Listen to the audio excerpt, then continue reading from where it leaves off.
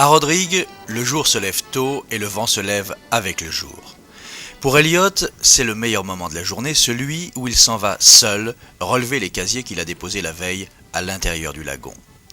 Quelques-uns parmi les pêcheurs de l'île disposent aujourd'hui d'une barque à moteur, mais ça n'est vraiment utile que lorsqu'il s'agit de franchir la passe pour sortir en mer, au-delà de la barrière de corail. Or, la plupart des pêcheurs de Rodrigue restent traditionnellement à l'intérieur du lagon.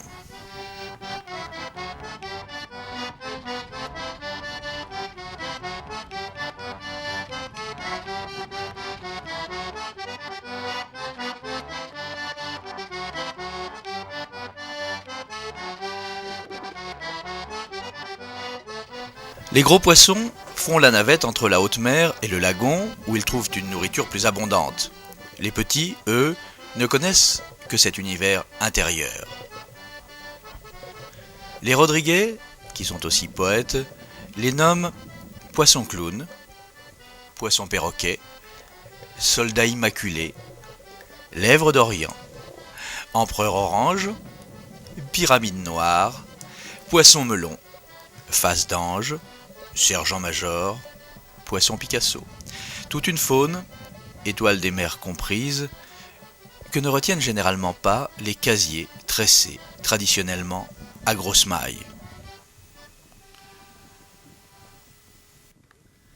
Il arrive pourtant que quelques spécimens de ce menu fretin, empêtrés dans les algues qui servent d'appât, se retrouvent dans la nasse.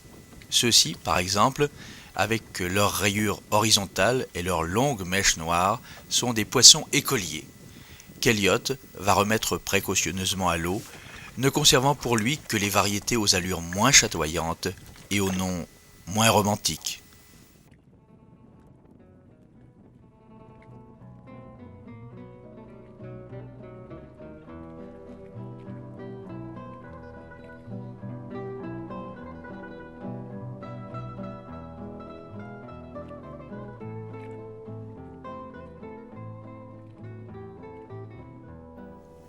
Elliot dispose de 8 casiers. Chacun, déplacement compris, lui prend à peu près une demi-heure. C'est donc une bonne partie de la matinée qu'Elliot, comme plusieurs centaines d'autres Rodriguais, consacre chaque jour, pour certains un jour sur deux, à la pêche.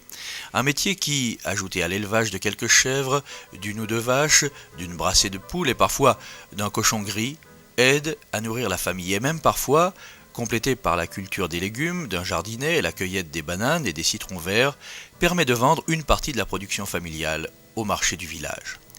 Sans compter les fameuses ourites, ces pieuvres pêchées uniquement par les femmes dans les anfractuosités de corail et qui sèchent au jardin en prévision du prochain cyclone qui empêchera de sortir en mer.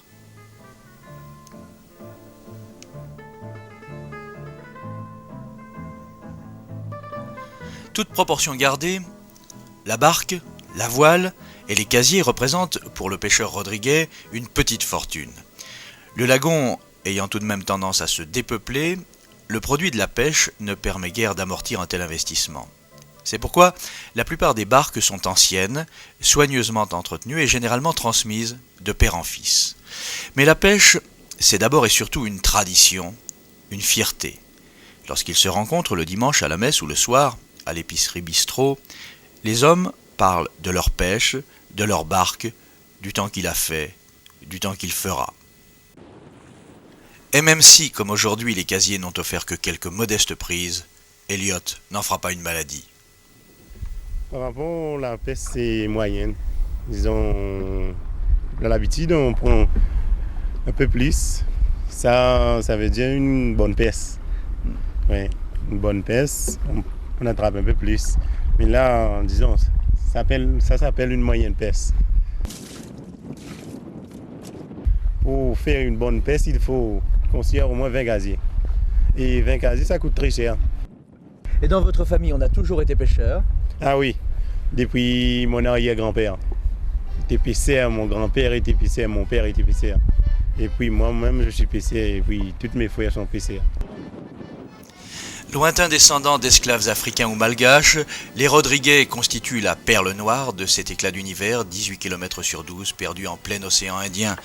Mais Rodrigue recèle encore quelques autres trésors, Rendez-vous demain pour les découvrir.